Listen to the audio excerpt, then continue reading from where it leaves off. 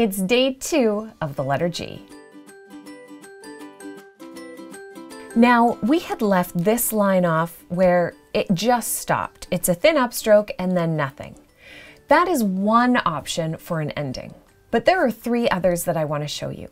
One of them is to create a teardrop ending, but I've also realized we haven't ruined our paper yet. We didn't do that last day. So let's go in and give it a scribble somewhere on your page so that we can just create and not worry about being perfect. One ending would be to come in and do a teardrop. So where you're just essentially drawing, here, let's make it even simpler.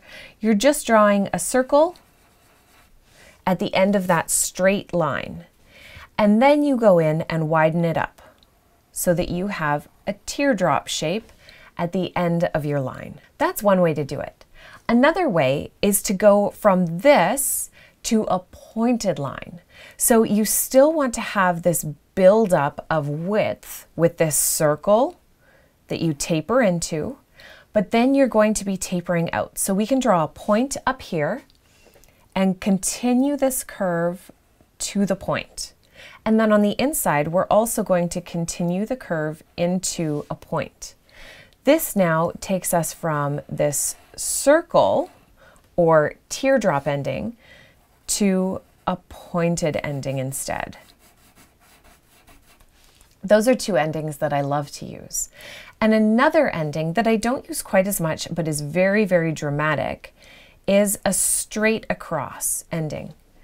That's something you typically see up here in a letter, but it's not something you'd see quite as often down on the bottom.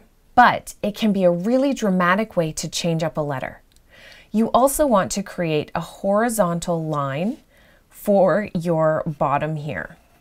To do that hard line, draw your horizontal line along the top of your tail, and then you're going to take that up to your horizontal line. And it's a very dramatic look, but it can be a really impactful way to end your letter.